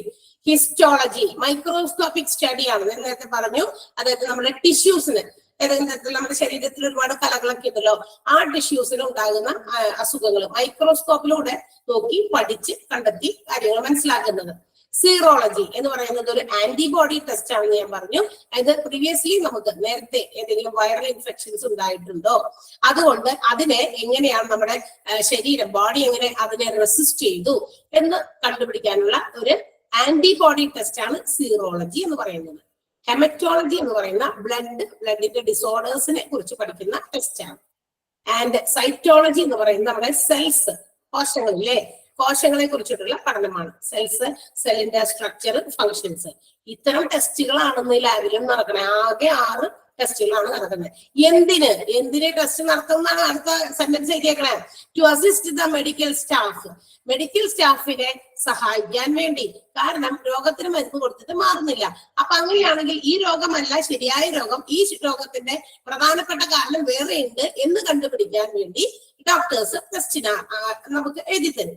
അന്നേരം അത് നഴ്സുമാർ അത് അവിടെ കൊണ്ടുപോയി അത് എടുപ്പിക്കുന്നു, നമ്മൾക്ക് അത് അവിടെ കൊടുക്കുന്നു, ലാബിൽ കൊടുത്തിട്ട് പോരാൻ പറയും, അവിടെ വെയിറ്റ് ചെയ്യാൻ പറയും, അതിന്റെ റിസൾട്ട് വരില്ല, ആഫ്റ്റർ 2 days വരാനോ അല്ലെങ്കിൽ അടുത്ത ദിവസം റിസൾട്ട് പറയാം, അങ്ങനെ പല രീതിയിൽ പറയും. അത് ഏതെങ്കിലുമൊക്കെ രീതി അവർ ഫോളോ ചെയ്യുന്ന രീതി. അപ്പൊ അത് റിസൾട്ട് വന്നതിന് ശേഷം മാത്രമേ അവരുടെ ഫർദർ ട്രീറ്റ്മെന്റ് അവർക്ക് പ്രൊസീഡ് ചെയ്യാൻ പറ്റുള്ളൂ. അല്ലാതെ വന്ന് നേരത്തെ കൊടുത്ത മരുന്ന് അന്ന് ഒരു പ്രാവശ്യം കൊണ്ടുപോകും എന്നും പറഞ്ഞു തരില്ല. മാറാതെ നിൽക്കുമ്പോൾ അത് വീണ്ടും നമ്മളെ അതേ രീതിയിൽ തന്നെ നമ്മളെ ഡിസ്റ്റർബ് ചെയ്യുന്നുണ്ടെങ്കിൽ തീർച്ചയായിട്ടും ടെസ്റ്റ് ചെയ്യാനായിട്ട് രണ്ടാമതൊരു പ്രാവശ്യം കൂടി ചിലപ്പോൾ ചെല്ലുമ്പോൾ പറയാറുണ്ട് ഡോക്ടേഴ്സ്. അപ്പൊ അത്തരം ടെസ്റ്റുകളാണ് ഈ 6 എണ്ണം പറഞ്ഞത്. അത് ഹോസ്പിറ്റൽസിലെ മെഡിക്കൽ സ്റ്റാഫിനെ അസിസ്റ്റ് ചെയ്യാൻ വേണ്ടിയിട്ടാണ്. അവരുടെ ബാക്കി ഇനി അടുത്ത ട്രീറ്റ്മെന്റ് എന്താ ചെയ്യണ്ടേ എന്ന് അവർ ക്വസ്റ്റ്യൻ മാർക്ക് ഇട്ട് വെച്ചേക്കാണ്. ബിക്കോസ് ഈ കൊടുത്ത മരുന്ന് കൊടുത്തിട്ട് രോഗം അറിയില്ലല്ലോ. അപ്പൊ അങ്ങനെയാണെങ്കിൽ അവര് മുമ്പിൽ ഇങ്ങനെ അടുത്തത് ഇനി വേറെ കുറച്ച് മരുന്ന് തരാം, കൊണ്ടുപോയി അത് കഴിച്ചു നോക്ക്, മാറുമെന്ന് നോക്കാം. അങ്ങനെയല്ല, അവർക്ക് അവരുടെ ഒരു രീതിയുണ്ട്. അവർക്ക് അറിയാം ഇതിപ്പോ പനിയായിട്ട് വരികയാണെങ്കിൽ ആ പനി കൊണ്ട് എന്തൊക്കെ, ചിലപ്പോ പനി ശരിയായിട്ടുള്ള എന്താ പറയാ ക്ലൈമറ്റ് ചേഞ്ചസ് കൊണ്ടുണ്ടാകുന്നതാകാം, വൈറൽ ഫീവർ ആകാം എന്നൊക്കെ വിചാരിച്ച് തരുന്ന മരുന്നുണ്ട്. അതുകൂടാതെ മറ്റേതെങ്കിലും നമ്മുടെ ശരീരത്തിനകത്തുള്ള ഏതെങ്കിലും ഡിസീസസിന്റെ ഒരു സിംറ്റം ആയിട്ടും മരുന്ന് വരും. ഇപ്പൊ ഉദാഹരണം, ഇപ്പൊ നമുക്ക് യൂറിൻ ഇൻഫെക്ഷൻ ഒക്കെ വരില്ലേ, യൂറിൻ ഇൻഫെക്ഷൻ ഒക്കെ വരുമ്പോ ചിലർക്ക് എന്താ പറയാ ഛർദി ഉണ്ടാവും, ചിലർക്ക് പനിയായിരിക്കും, ഭയങ്കര എന്താ പറയാ കുളിരിനൊക്കെ പോലെ തോന്നും, ഉള്ളിൽ ഇങ്ങനെ പനി വരും, രാത്രിയിലൊക്കെ ഇങ്ങനെ പനി പോലെ തോന്നും, ചിലപ്പോൾ രാത്രി മാത്രം പനി ഉണ്ടാവുള്ളൂ. അതെന്തുകൊണ്ട് അതിനെ പനി എന്നല്ല പറയുന്നത്, അത് മറ്റേ യൂറിൻ ഇൻഫെക്ഷൻ എന്ന് പറയുന്ന ആ ഡിസീസസിന്റെ ഒരു സിംറ്റം ആയിട്ടാണ് ഈ പനിയായിട്ട് പുറത്തേക്ക് വരുന്നത്. പല രോഗങ്ങളും അങ്ങനെ ഉണ്ട് അല്ലെ. അപ്പൊ അത് ടെസ്റ്റ് ചെയ്യും. അവിടെ പനിയുടെ മരുന്നും പറഞ്ഞ് തന്നു, പക്ഷെ അവിടെ പനിയൊന്നും മാറുന്നില്ല. വീണ്ടും നമുക്ക് നമ്മളുടേതായ അസ്വസ്ഥതകൾ കംപ്ലീറ്റ്ലി മാറണമെങ്കിൽ ഇതിന്റെ മറ്റേ രീതിയിലുള്ള ചികിത്സ നടക്കണം. ഏത് യൂറിൻ ഇൻഫെക്ഷന്റെ ചികിത്സ നടന്നാൽ മാത്രമേ അത് പറ്റുള്ളൂ. അതെ, അപ്പോഴാണ് അത് കംപ്ലീറ്റ് ആയിട്ട് പോകുമ്പോ പനി പൊക്കോളും. മനസ്സിലായോ? ക്ലിയർ ആയോ ഇപ്പൊ പറഞ്ഞത്? ഉദാഹരണം കൂടിയൊക്കെ പറഞ്ഞപ്പോ ക്ലിയർ ആയില്ലേ? Okay, yes. അപ്പൊ അടുത്തത് നെക്സ്റ്റ് ഡിപ്പാർട്ട്മെന്റ് എന്താന്ന് നോക്കാം നമുക്ക്. അടുത്തത് ഏതാ? റേഡിയോളജി ഡിപ്പാർട്ട്മെന്റ് ആണ് അല്ലെ. Radiology is also another testing department ആണ്. പക്ഷെ ഇവിടെ ടെസ്റ്റിംഗ് നടക്കുന്നത് പുറത്തു വെച്ചിട്ടല്ല എന്ന് മാത്രം. ഈ ക്ലിനിക്കൽ ലാബില് ടെസ്റ്റുകളൊക്കെ പുറത്തു വെച്ചിട്ടാണ്. എന്ന് വെച്ചാൽ നമ്മുടെ ശരീരത്തിൽ നിന്ന് യൂറിനോ ബ്ലഡോ ഫേസസ് സ്റ്റൂള് ഇതൊക്കെ ഉണ്ടല്ലോ, മൂത്രം, അതുപോലെ തന്നെ കഫം, അങ്ങനെയൊക്കെയുള്ള സാധനങ്ങളൊക്കെ എടുത്ത് പുറത്ത് ലാബിൽ വെച്ചിട്ട് ടെസ്റ്റ് ചെയ്തിട്ടാണ് റിസൾട്ട് കിട്ടിയിട്ട് ഫർദർ ട്രീറ്റ്മെന്റിലേക്ക് പോകുന്നത്. എന്നാൽ റേഡിയോളജി എന്ന് പറയുന്നത് ഒരു നമ്മുടെ ഇന്റേണൽ ഓർഗൻസിന്, നമ്മുടെ അകത്തുള്ള ശരീരത്തിന്റെ അകത്തുള്ള ഇന്റേണൽ ഓർഗൻസിന് എന്തെങ്കിലും തരത്തിലുള്ള ഡിസീസസ് ഉണ്ടെങ്കിൽ അത് ഡയഗ്നോസിസ് ചെയ്യുന്ന ഒരു ഇമേജിംഗ് ടെസ്റ്റിംഗ് രീതിയാണ് റേഡിയോളജി. ഇമേജിംഗ് പ്രോസസ്സിലൂടെ ഡോക്ടേഴ്സിനെ സഹായിക്കാൻ തന്നെ വേണ്ടിയിട്ടാണ്. അതായത് ഇവിടെയും ഡോക്ടേഴ്സിനെ ഹെൽപ്പ് ചെയ്യാൻ വേണ്ടിയിട്ട്, അസിസ്റ്റ് ചെയ്യാൻ വേണ്ടിയിട്ടാണ് എന്ത് ചികിത്സ കൊടുക്കണം എന്നുള്ളതിനൊക്കെ വേണ്ടിയിട്ടുള്ള ട്രീറ്റ്മെന്റ് പ്രൊവൈഡ് ചെയ്യുന്ന ഒരു ഡിപ്പാർട്ട്മെന്റ് ആണ് റേഡിയോളജി. അതിന് ദ യൂസർ ഈ ഇത്തരം ഡിസീസസ് അവർക്ക് മനസ്സിലാക്കാൻ, ഐഡന്റിഫൈ ചെയ്യാനും ട്രീറ്റ്മെന്റ് കൊടുക്കാനും ദേ use radiography, fluoroscopy, radio isotopes and also high voltage acceleration. അതായത് ഭയങ്കര ഹൈ ഡോസിലുള്ള റേസ് എന്ന് പറഞ്ഞാൽ രശ്മികള് ശരീരത്തിലേക്ക് കടത്തിവിട്ട് IV ക്യാനുല വെച്ചോ അല്ലെങ്കിൽ മറ്റേതെങ്കിലും രീതിയിലോ അത് കടത്തിവിട്ട് നമ്മുടെ ഇന്നർ ഓർഗൻസില്, നമ്മുടെ ആന്തരിക അവയവങ്ങളില്, ഫോർ എക്സാമ്പിൾ പറയുകയാണെങ്കിൽ ഹാർട്ടിലൊക്കെ എന്തെങ്കിലും പ്രശ്നങ്ങളുണ്ടെങ്കിൽ കണ്ടെത്താൻ, വയറിനകത്ത് അബ്ഡോമിനൽ പാർട്സ് കണ്ടന്റ് ആണ് കൂടുതലും, അതിനകത്ത് എന്തെങ്കിലും പ്രശ്നങ്ങൾ കണ്ടെത്താനായിട്ട് ഇത്തരം റേസ് ശരീരത്തിലേക്ക് കടത്തിവിട്ട് നമ്മളുടെ എവിടെയാണ് പ്രശ്നം എന്ന് കണ്ടുപിടിക്കാനും ഒക്കെ വേണ്ടിയിട്ടാണ്. അപ്പൊ ഇത്തരം റേസ് ആണ് ഈ കടത്തിവിടുന്നത്. അത് നമുക്കറിയാം, റേസ് ഇത്രയധികം ഒക്കെ നമ്മുടെ ശരീരത്തിന്റെ അകത്തേക്ക് കടന്നുപോയാൽ അത് ഇത്രയും എന്താ പറയാ സൈഡ് എഫക്റ്റ് ഒക്കെ തന്നെ ഉള്ളതാണ്. പക്ഷെ എങ്കിലും ടു ഐഡന്റിഫൈ ദ ഡിസീസ്, എന്ത് രോഗമാണെന്ന് കണ്ടുപിടിക്കാൻ നമുക്ക് ചെയ്യാതിരിക്കാൻ നിവൃത്തിയില്ല. ഓക്കെ, അപ്പൊ ഇത്തരം ക്രിട്ടിക്കൽ സിറ്റുവേഷൻസിൽ ഇറ്റ് മസ്റ്റ് ബി ഡൺ, തീർച്ചയായിട്ടും അത് ചെയ്യേണ്ടി വരും. അപ്പൊ ഐസോടോപ്സ്, റേഡിയോ ഐസോടോപ്പുകൾ ഉപയോഗിച്ചിട്ടാണ് ഈ ഒരു റേസ് നമ്മുടെ ശരീരത്തിലേക്ക് കടത്തിവിടുന്നത്. ഹൈ വോൾട്ടേജ് ആയിരിക്കും ഇതിന്. ഓക്കെ, ഇനി അതിന് ഉപയോഗിക്കുന്ന ഉപകരണങ്ങൾ. അപ്പൊ അത്തരം radio isotopes, how it enters our internal organs, നമ്മുടെ ശരീരത്തിന്റെ അകത്തേക്ക് ഇതെങ്ങനെ എത്തും, അതിനവര് വേരിയസ് ടൈപ്സ് ഓഫ് എക്യുപ്മെന്റുകൾ ഉപയോഗിക്കുന്നുണ്ട്. പ്രധാനമായിട്ടും X-ray, CT scan, MRI scan, echocardiogram and ultrasound colour Doppler, ഇതൊക്കെയാണ് ഉപയോഗിക്കുക. എക്സ്റേ മെഷീൻ കേട്ടിട്ടുണ്ടല്ലോ, കണ്ടിട്ടില്ലെങ്കിലും അതിന്റെ റൂമിന്റെ ഒക്കെ വാദിക്കെങ്കിലും പോയിരിക്കുന്നുണ്ടോ, ചിലർക്ക് എക്സ്പീരിയൻസ് ചെയ്തിട്ടുണ്ടോ. അപ്പൊ കൈ ഒടിഞ്ഞു, കാലൊടിഞ്ഞു, ഇപ്പൊ ചുമയൊക്കെ കുറെ ചില കുട്ടികൾക്കൊക്കെ ഭയങ്കരമായിട്ട് ചുമ മാറുന്നില്ല, മരുന്ന് എത്ര കൊടുത്തിട്ടും മാറുന്നില്ല. ഈ ചെസ്റ്റ് ഇൻഫെക്ഷൻ ഒക്കെ, ചെസ്റ്റ് ഇൻഫെക്റ്റഡ് ആയിട്ടുണ്ടോ എന്നൊക്കെ അറിയാൻ വേണ്ടിയിട്ടൊക്കെ ഒരു എക്സ്റേ ഒക്കെ എടുത്ത് നോക്കും. എക്സ്റേ എന്ന് പറയുന്ന ഒരു ഫോട്ടോ എടുക്കുന്ന ഒരു രീതിയാണ് അല്ലെ. എന്താ പറയാ, ലോഹങ്ങളൊന്നും പാടില്ല. അപ്പൊ നമ്മൾ അങ്ങനെ എക്സ്റേസ് ഒക്കെ എടുക്കുമ്പോ ശരി, അത് ഇത്തിരി ഭയങ്കര ഹൈ ഡോസ് ഉള്ള സാധനമാണ്. അതുകൊണ്ട് തന്നെ മെറ്റൽസ് ഒക്കെ റിമൂവ് ചെയ്തിട്ടാണ് അത്തരം സാധനങ്ങളൊക്കെ നമുക്ക് എടുക്കുക. അപ്പൊ റേസ് ഉപയോഗിച്ചെടുക്കുന്നതാണ്. എക്സ്റേ മെഷീനിലൂടെയാണ് അത് എടുക്കുക. അതുപോലെ CT സ്കാനും അതുപോലെ തന്നെ ഒരു മെഷീൻ, അത് സ്കാനിങ് പ്രോസസ്സാണ്. MRIയും അതെ സ്കാനിങ് പ്രോസസ്സാണ്. അതിൽ കൂടിയൊക്കെ നമ്മുടെ ശരീരത്തിന്റെ ഇന്റേണൽ പാർട്ടിൽ എന്തൊക്കെയാണ് ബുദ്ധിമുട്ടുകൾ, ഡിസീസസ് ബാധിച്ചേക്കണെന്ന് മനസ്സിലാക്കാനുള്ള ഒരു രീതി. പിന്നെ എക്കോകാർഡിയോഗ്രാം ഉണ്ട്, അതും അതെ നമ്മുടെ ഹാർട്ടിനാണ് അത് മെയിൻലി കോൺസെൻട്രേറ്റ് ചെയ്യുന്നത്. കാർഡിയോഗ്രാം എന്ന് പറയുന്നത് ഹാർട്ടിന് സ്പെഷ്യലൈസ് ആയിട്ടുള്ളതാണ്. കാർഡിയോ എന്ന വാക്ക് അതിനകത്തുണ്ടല്ലോ, അപ്പൊ മനസ്സിലാക്കിക്കൊള്ളാം. അത് ഹാർട്ടിന്റെ ഡിസീസസ് ഐഡന്റിഫൈ ചെയ്യാനും അതിന് വേണ്ടിയിട്ടുള്ള എന്താ പറയാ ഒരു രീതിയാണ് എക്കോകാർഡിയോഗ്രാം എന്ന് പറയുന്ന equipment. And ultrasound colour Doppler എന്ന് പറയുന്നത് നമ്മൾ നേരത്തെ പറഞ്ഞ മൂന്നെണ്ണത്തില്, അതായത് എക്സ്റേ മെഷീനില് സ്കാനിങ്, CT സ്കാൻ ഉണ്ട്, MRI സ്കാൻ ഉണ്ട്. അപ്പൊ അത്തരം സ്കാനിങ് മെഷീൻസിലൊക്കെ ഉപയോഗിക്കുമ്പോൾ എന്താ പറ്റുകയെന്നറിയോ, ഒരുപാട് ഹൈ വോൾട്ടേജ് റേസ് നമ്മുടെ ശരീരത്തിലേക്ക് ഇങ്ങനെ പാസ് ചെയ്യും. അത് പാസ് ചെയ്യുന്നത് കൊണ്ട് ഇതിന് will be some adverse effect, ഇതിന് മോശം ഇത്തിരി എഫക്ട് കൂടി നമ്മുടെ ശരീരത്തിലേക്ക് വരുന്നുണ്ട്. അപ്പൊ അത് അവോയ്ഡ് ചെയ്യാൻ വേണ്ടി ഡോക്ടേഴ്സ് ഒരു ഈസി മെത്തേഡ്, പുതിയ ടെക്നോളജി, ഓരോ സമയം ചെല്ലുന്തോറും ടെക്നോളജീസ് ഇങ്ങനെ കൂടി വരും.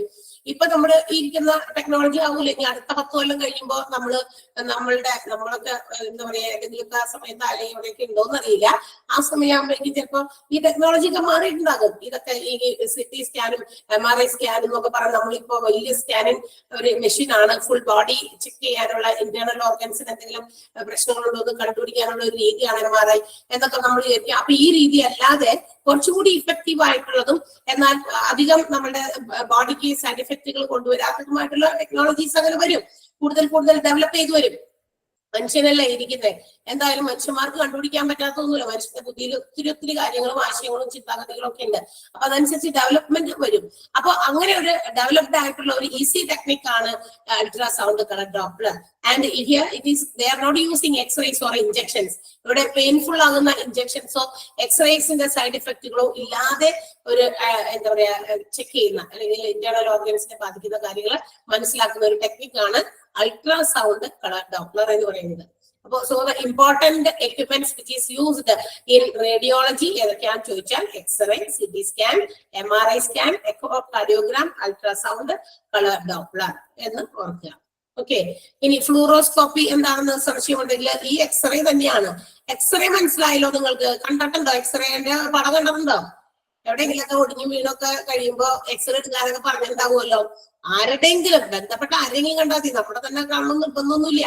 ആ സാധനം ഒരു നമ്മളുടെ ഇന്റേണൽ ഓർഗന്റെ ഫോട്ടോ എടുക്കും. നമ്മൾ സാധാരണ ഇങ്ങനെ ക്യാമറ വെച്ച് ഫോട്ടോ എടുക്കില്ലേ, നമ്മളുടെ ഫോട്ടോ സെൽഫി എടുക്കും, ബാക്ക് ക്യാമറ എടുക്കും, അപ്പുറത്തെ ക്യാമറ ഇപ്പുറത്തെ ക്യാമറ ഒക്കെ വെച്ചെടുക്കുക. ഏതൊക്കെ രീതിയിൽ ആൾക്കാർ ഫോട്ടോ എടുക്കണേ. അപ്പൊ ഇത് നമ്മളുടെ ശരീരത്തിന്റെ അകത്തുള്ള സാധനം കാണാനാണ്. നമുക്കറിയാം നമ്മൾ എടുക്കുന്ന ഫോട്ടോയില് നമ്മുടെ അകത്തുള്ള ഇന്റേണൽ ഓർഗൻസ് നിങ്ങൾ കാണുന്നുണ്ടോ? ഇങ്ങനെ നെഞ്ചൊക്കെ വിരിച്ച് നിന്നിട്ട് എന്താ പറയാ നമ്മളുടെ റിബ്സോ അല്ലെങ്കിൽ ഇന്റേണൽ ഓർഗൻസിനകത്ത് വയറിനകത്ത് ലാർജ് ഇൻറ്റസ്റ്റൈൻ കിടക്കണ്, എന്താ പറയാ സ്മോൾ ഇൻറ്റസ്റ്റൈൻ കിടക്കണ് എന്നൊക്കെ പറഞ്ഞ് ഐഡന്റിഫൈ ചെയ്യാൻ പറ്റുന്നുണ്ടോ? കാണാൻ പറ്റുന്നുണ്ടോ ഫോട്ടോയില്? ഇല്ല. നമ്മളുടെ ക്യാമറ അങ്ങനത്തെ അല്ല. അപ്പൊ ഇവിടെ എക്സ്റേയുടെ ക്യാമറ അപ്പൊ അങ്ങനത്തെ ആയിരിക്കും. എന്ത് നമ്മുടെ ഈ ബോഡി സ്കിന്ന് അതിന്റെ ഉള്ളില് എന്താ പറയാ ഫ്ലഷ് പിന്നെ എന്താ പറയാ അതൊക്കെ കവർ ചെയ്തിരിക്കുന്ന ഒത്തിരി സാധനങ്ങളൊക്കെ ഉണ്ട്. പക്ഷെ ഇതിനെയൊക്കെ തുളച്ചു കയറി അകത്ത് പോയി ആ എല്ലുകളുടെ അല്ലെ സ്ട്രക്ചറാണ് എടുക്കുന്നത്. അപ്പൊ അതിന്റെ എന്താ പറയാ ഇതൊക്കെ എടുക്കുമ്പോ ഒന്ന് ആലോചിക്കണം, അത് അത്രയും അങ്ങോട്ടേക്ക് പാസ് ചെയ്ത് നമ്മുടെ ശരീരത്തിലേക്ക് കയറുന്നുണ്ട് എന്നുള്ള കാര്യം. ഓക്കെ, അപ്പൊ ആ റെയിൻ അതൊക്കെ ശരീരത്തിലേക്ക് ശരിക്കും അത്രയധികം ഒരുപാട് പ്രാവശ്യം എപ്പോഴൊക്കെ എക്സ്റേസ് ഒക്കെ ഇല്ലാതിരിക്കുന്നത് നമ്മൾ ശ്രദ്ധിക്കണം എടുക്കേണ്ട സമയത്ത്. പക്ഷെ ക്രിട്ടിക്കൽ സ്റ്റേജിൽ എടുക്കാതിരിക്കാൻ പറ്റില്ല, അത് വേറെ കാര്യം. അപ്പൊ അതുകൊണ്ടൊക്കെ ഉള്ള സൈഡ് എഫക്റ്റുകളൊക്കെ മാറ്റുന്നതിന്റെ ഭാഗമായിട്ടാണ് ഈ അൾട്രാസൗണ്ട് കളർ ഡോപ്ലർ പോലെയുള്ള എക്യുപ്മെന്റുകളൊക്കെ ഇനിയും അതുപോലെ കുറെ ടെക്നോളജീസ് ഒക്കെ ഡെവലപ്പ് ചെയ്ത് വരും. Wait and see. അപ്പം മനസ്സിലായോ എന്താണ് റേഡിയോളജി? റേഡിയോളജി ഡിപ്പാർട്ട്മെന്റ് ക്ലിയർ ആയോ? അടുത്ത ഒരു ഡിപ്പാർട്ട്മെന്റ് കൂടി പറഞ്ഞിട്ട് നമുക്ക് എഴുതാൻ ബാക്ടീരിയോളജിക്ക് എഴുതാനുണ്ട്. അത് പിന്നെ ഇതിനകത്ത് റേഡിയോളജിയിൽ ഒരു അൾട്രാസൗണ്ട് കളർ ഡോപ്ലറും ഉണ്ട് എഴുതാൻ. 6+1 7 ഉണ്ട് എഴുതാൻ. അത് കഴിഞ്ഞിട്ട് ബാക്കി ക്ലാസ് എടുക്കുള്ളൂ. ബിക്കോസ് അല്ലെങ്കിൽ സമയം പോയി കഴിഞ്ഞാൽ ആ നോട്ട് തരാൻ പറ്റില്ല. ഓക്കെ, അടുത്ത നമുക്ക് ചെറിയൊരു ഡിപ്പാർട്ട്മെന്റ് ആണ് CSSD. എത്രയോ പ്രാവശ്യം ഞാൻ ഇങ്ങനെ പറഞ്ഞുകൊണ്ടിരുന്നു CSSD അല്ലെ. ആദ്യത്തെ ക്ലാസ് തുടങ്ങി നമ്മളത് കേൾക്കണ്ടായി. ഇത് എന്തോരം നേരമായിട്ട് ചെറുത് പറഞ്ഞിരിക്കുന്നത് ചിലർക്ക് ബോറടിക്കണ്ടാവും. പക്ഷെ ഐ എം ഹെൽപ്ലെസ്. ഇവിടെ വന്ന സ്ഥിതിക്ക് എനിക്ക് അത് പറയാതിരിക്കാനും പറ്റില്ല. CSSD central sterile supply department എന്നാണ് അതിന്റെ പേര്. എന്താ responsible to keep all the instruments which is used in a hospital clean and sterilized to avoid spreading of diseases from one person to another. അല്ലെ, അതായത് നമ്മുടെ ഹോസ്പിറ്റൽസിൽ ഉപയോഗിക്കുന്ന എല്ലാ ഇൻസ്ട്രുമെന്റുകളും ക്ലീൻ ആക്കിയും സ്റ്റെറിലൈസ് ചെയ്തും ഉപയോഗിക്കുക അല്ലെങ്കിൽ സൂക്ഷിക്കുക. അത് ചെയ്യുന്നതോടെ നമുക്ക് ഹോസ്പിറ്റൽസിന്റെ സറൗണ്ടിങ്സിൽ രോഗങ്ങൾ പകരാനുള്ള കാര്യങ്ങളും ഒക്കെ തടയാനായിട്ട് അത് ഹെൽപ്പ് ചെയ്യും എന്നുള്ളതിനുള്ള ഡിപ്പാർട്ട്മെന്റ് ആണ് സെൻട്രൽ സ്റ്റെറൈൽ സപ്ലൈ ഡിപ്പാർട്ട്മെന്റ് എന്ന് പറയുന്നത്.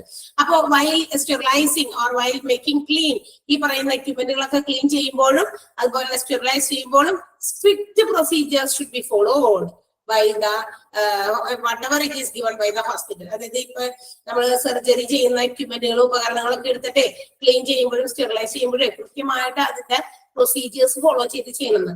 കേടുവരുത്താൻ പാടില്ല, നമുക്ക് അതുകൊണ്ട് എന്താ പറയാ ഇഞ്ചുറീസ് ഉണ്ടാകാൻ പാടില്ല.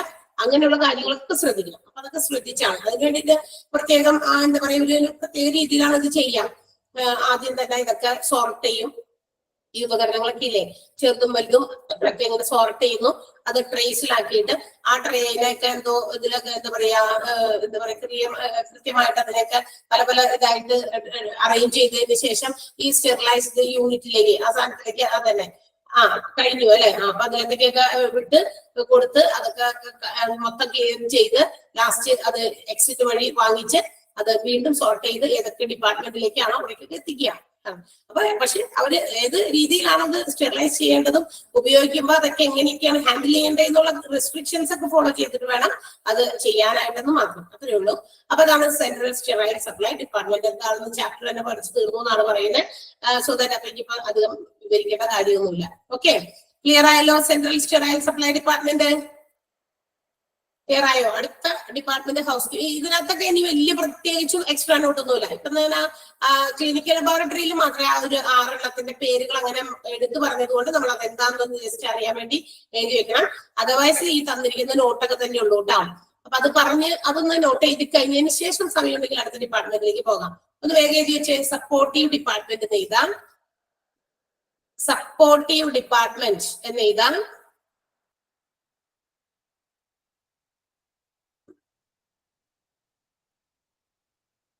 അതിന്റെ താഴെ ഫസ്റ്റ് വൺ ക്ലിനിക്കൽ ലബോറട്ടറീസ് എന്ന് എഴുതാം. Clinical laboratories.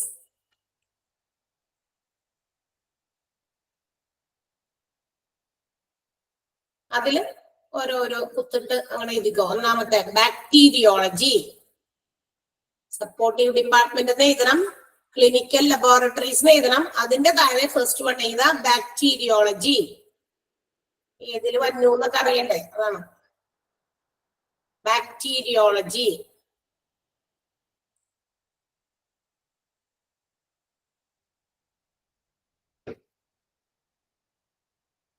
Hyphen ഇട്ടിട്ട് എഴുതാം. Relates to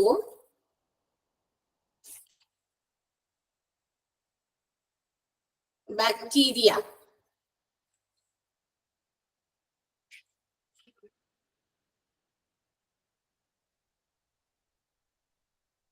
Second one, biochemistry.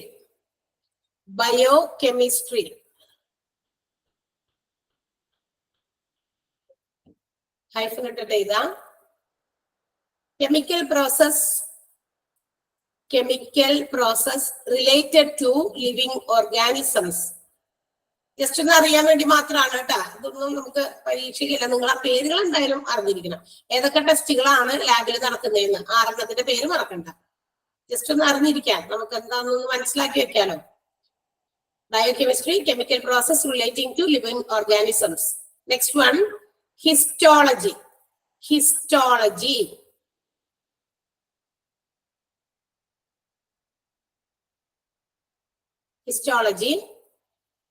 Hyphen ഇടാം. Microscopic study of tissues.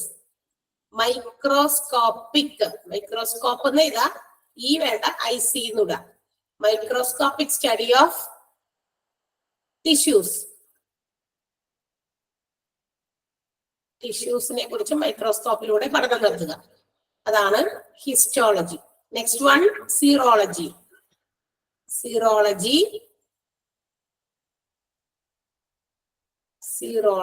Hyphen ഇടാം. Antibody test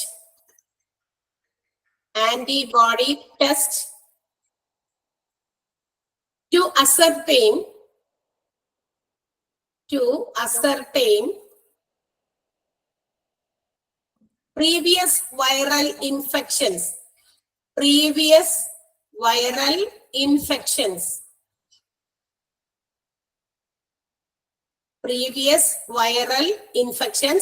And body's immune. Body apostrophe asirnam. ശരീരത്തിന്റെ immunity. Body's immune towards it. എങ്ങനെയാണ് അതിനോട് നമ്മുടെ ബോഡി ഇമ്മ്യൂണൈസ് ചെയ്തത്, അല്ലെങ്കിൽ ഇമ്മ്യൂണിറ്റി പവർ എത്രത്തോളം അതിനോട് ഉണ്ടായിരുന്നു, ഏത് വൈറൽ ഇൻഫെക്ഷൻ നമ്മുടെ ശരീരത്തിൽ ഉണ്ടായോ എന്നും അതിനോട് എങ്ങനെയാണ് നമ്മുടെ ബോഡി പ്രതികരിച്ചതെന്നും മനസ്സിലാക്കുന്നതിന് വേണ്ടിയുള്ള ആന്റിബോഡി ടെസ്റ്റിനെയാണ് സീറോളജി എന്ന് പറയാ. ക്ലിയർ ആയോ? എഴുതിയോ note? Okay, next one, haematology നമ്മൾ എഴുതേണ്ട ആവശ്യമില്ല, നമ്മൾ പഠിച്ചത് ബ്ലഡ് ഡിസോർഡേഴ്സ് ആണ്. സൈറ്റോളജി CY ആണ്. CY ടുവേർഡ്സ് ഇറ്റ് എന്നാണ്. Towards it. ബയോകെമിസ്ട്രി എഴുതിയില്ല. Chemical process related to living organisms. Chemical process related to living organisms ആണ് ഹിസ്റ്റോളജി. ഓക്കെ, സൈറ്റോളജി പറയാം. Study of cells, CELLS, cells, comma, its structure, functions, etc.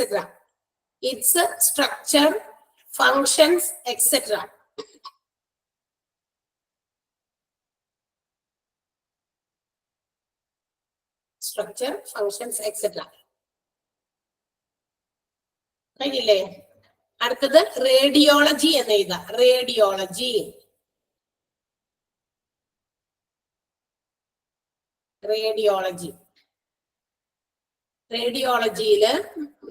ഏതായിരുന്നു? Fluoroscopy എന്ന് എഴുതാം. Fluoroscopy ഞാൻ പറഞ്ഞില്ല, പറഞ്ഞു വന്നപ്പോ വേറെ പോയി തോന്നുന്നു. സൈറ്റോളജി എഴുതിയില്ല. Study of cells, CELLS, cells, its structure, functions, etcetera.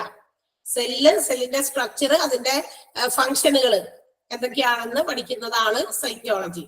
Cells, its structure, functions, etcetera. Fluoroscopy ഒന്ന് എഴുതണേ. റേഡിയോളജിയിൽ ഫ്ലൂറോസ്കോപ്പി, റേഡിയോളജി എന്ന് ഹെഡിങ് എഴുതാം. അടുത്തത് അത് കഴിഞ്ഞിട്ട് അതിന്റെ താഴെ ഫ്ലൂറോസ്കോപ്പി എഴുതാം. എക്സ്റേ പറഞ്ഞു വന്നത് പിന്നെ അങ്ങോട്ട് മാറിപ്പോയി. പറഞ്ഞു വന്നത് ഇതാണ്. ഫ്ലൂറോസ്കോപ്പി എന്താണെന്ന് കേട്ടേക്കാം. അതായത് ഞാൻ പറഞ്ഞു വന്നതായിരുന്നു, പക്ഷെ എനിക്ക് അവിടെ വെച്ച് എന്തോ പറഞ്ഞു പിന്നെ മാറിപ്പോയി. എക്സ്റേ പറഞ്ഞല്ലോ. എക്സ്റേ എന്താണെന്ന് പറഞ്ഞു വന്നപ്പോഴാ. ഈ എക്സ്റേ നമ്മള് സാധാരണ ഇങ്ങനെ ഫോട്ടോ എടുക്കുന്ന പോലെ തന്നെയാണ്, പക്ഷെ നമ്മുടെ ഇന്റേണൽ ഓർഗന്റെ ഫോട്ടോ എടുക്കുന്നതിനെയാണ് നമ്മൾ എക്സ്റേ എന്ന് വിളിക്കുക. ദാറ്റ് മീൻസ് അത്രയും ഹൈ ആക്സിലറേറ്റഡ് ആയിട്ടുള്ള എന്താ പറയാ വോൾട്ടേജ് ആണ് നമ്മുടെ ശരീരത്തിലേക്ക് റേസ് ആയിട്ട് കടന്നു പോകുന്നത്. എന്നിട്ടാണ് ആ ഫോട്ടോ ആ ഒരു ഷീറ്റിൽ പതിയാ. അങ്ങനെ അതിങ്ങനെ കണ്ടിന്യൂസ് ആയിട്ടേ ഇങ്ങനെ ഇങ്ങനെ പെട്ടെന്ന് കണ്ടിന്യൂസ് ആയിട്ട് എടുക്കുമ്പോ അതൊരു ഫിലിം പോലെ, എക്സ്റേ ഫിലിം കാണുന്ന പോലെ ഇങ്ങനെ പോകും. അതിനെയാണ് ഫ്ലൂറോസ്കോപ്പി എന്ന് വിളിക്കുക. അതാണ് പറഞ്ഞത്. മനസ്സിലായോ? അത് പറഞ്ഞ് കംപ്ലീറ്റ് ചെയ്തില്ലപ്പോഴേക്കും എക്സ്റേ ആണ് പറഞ്ഞതെന്ന് വിചാരിച്ചു. ക്ലിയർ ആണോ പറഞ്ഞത്? ഫ്ലൂറോസ്കോപ്പി എന്താന്ന് മനസ്സിലായോ?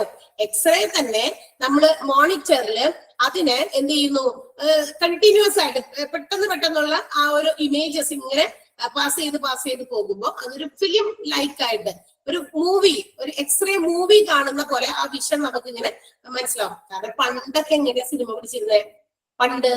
പണ്ടത്തെ സിനിമ നമ്മള് സിനിമ തിയേറ്ററിൽ പോയിട്ടുണ്ട് പണ്ട് കാലത്ത്. ഇപ്പോഴത്തെ അല്ല, ഇപ്പോഴത്തെ ഡിജിറ്റൽ മോഡ് എന്താണ്ടൊക്കെയാണല്ലോ. അതൊന്നും അല്ല. അല്ലാതെ സമയത്തെ ബാക്കി കൂടി മറ്റേ ഇങ്ങനെ വന്ന് ആ സ്ക്രീനിൽ പതിക്കുമ്പോ അപ്പോഴാണല്ലോ നമ്മൾ ഇതിനകത്ത് പിക്ചേഴ്സ് കാണുക. അപ്പൊ ഇങ്ങനെ റോൾ ചെയ്ത് വെച്ചിരിക്കുന്ന റീലുകളായിട്ടാണ് പെട്ടിക്കകത്ത് വരുന്നത്. അതൊക്കെ കൊണ്ടുവരുന്നതൊക്കെ നമുക്ക് വണ്ടിയിലൊക്കെ കൊണ്ടുവരുന്നതൊക്കെ കാണാൻ പറ്റുമായിരുന്നു പണ്ടത്തെ സിനിമ തിയേറ്ററിലേക്കൊക്കെ പോകുമ്പോ. അപ്പൊ ഈ റീൽ ഇങ്ങനെ കിടന്ന് കറങ്ങും. അതിലെ കൂടി ഈ ഫിലിമൊക്കെ വാങ്ങിക്കാൻ കിട്ടുമായിരുന്നു കടയിൽ നിന്നൊക്കെ. ഇങ്ങനെ കുഞ്ഞു റോളാക്കി വെച്ചിട്ടേ 1-2 എന്താ പറയാ ഫിലിം ഷോട്ട് ചെയ്യുന്ന ആ സാധനങ്ങൾ. അതൊക്കെ ഇങ്ങനെ ഓരോ ഫോട്ടോസ് ആണ്. അതിങ്ങനെ കണ്ടിന്യൂസ് ആയിട്ട് ഇങ്ങനെ മൂവ് ചെയ്യുമ്പോ it feels like A movie. അത് നമുക്കൊരു സിനിമ പോലെ തോന്നുന്നു, മൂവ് ചെയ്യുന്നത് പോലെ തോന്നുന്നു. അല്ലാതെ പണ്ട് ഫോട്ടോസ് ആയിരുന്നു. അതെല്ലാം കൂടി ഇങ്ങനെ സ്പീഡി മൂവ്മെന്റ് വരുമ്പോ എന്ത് ചെയ്യുന്നു, അതൊരു മൂവ്മെന്റുകളായിട്ട് തോന്നുന്നു ഓരോ ആക്ഷൻസ്. കുട്ടികൾ ഇപ്പൊക്കെ ഇല്ലേ സ്കൂളുകളിലെ കുട്ടികൾ ചില പിക്ചേഴ്സ് ഇങ്ങനെ നോട്ട് ബുക്കിൽ ഇങ്ങനെ വരച്ചിട്ട് ഈ ഇങ്ങനെ ബുക്കിട്ടെ ഈ അരികത്ത് ഈ എഡ്ജിലായിട്ടെ ഓരോ പേജിന്റെ എഡ്ജസിൽ ഇങ്ങനെ ചില പിക്ചേഴ്സ് വരികയും ചിലപ്പം ചില എന്താ പറയാ കളിക്കാരുടെ ഒക്കെ ആയിരിക്കും, പന്ത് കളിക്കുന്നതൊക്കെ ആയിരിക്കും. അപ്പൊ അവരിങ്ങനെ ഓരോ ആക്ഷൻസ് ആണ് അവരിങ്ങനെ വെക്കണേ, ഇങ്ങനെ വരച്ചു വെക്കണം ഓരോ പേജിൽ തുടങ്ങി. ബട്ട് അവരിപ്പൊ ഇങ്ങനെ പേജ് ഇങ്ങനെ നമ്മൾ കാണിക്കില്ലേ, അപ്പൊ അതിങ്ങനെ കണ്ടിന്യൂസ് ആയിട്ട് ഇതിങ്ങനെ കാണിക്കുമ്പോഴേ നമ്മളത് ഒരാളിങ്ങനെ ബാറ്റ് ചെയ്യുന്നതോ അങ്ങനെയൊക്കെ നമുക്ക് കാണാൻ സാധിക്കും.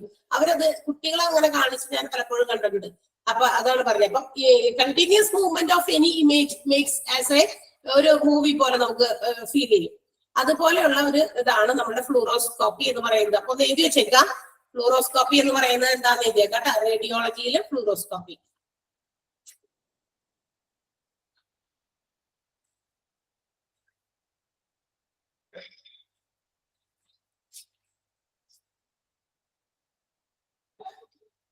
മെഡിക്കൽ ഇമേജിംഗ്, ഫ്ലൂറോസ്കോപ്പി എന്ന് എഴുതിയിട്ട് ഹൈഫനേറ്റഡ് എഴുതാം. Medical imaging that shows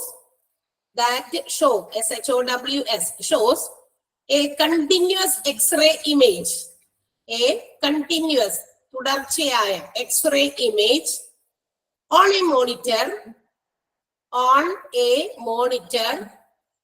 like X-ray movie,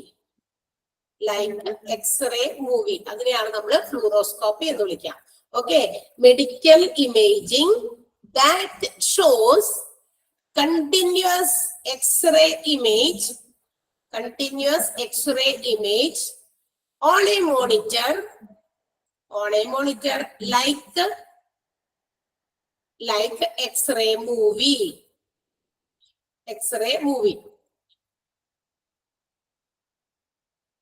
Next one, echocardiogram.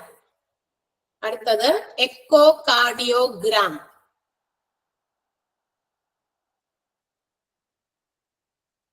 Ultrasound to examine the heart.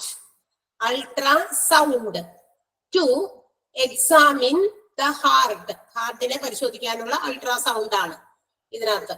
Echocardiogram എന്നാണ് അതിന്റെ പേര്, ആ മെഷീന്റെ പേര്. Ultrasound to examine the heart. One more, ultrasound color Doppler. Ultrasound color Doppler.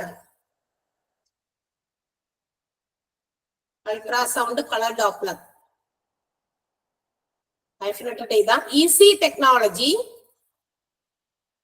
EC technology used by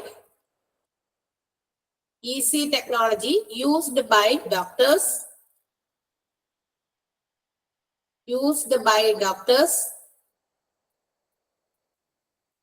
Which helps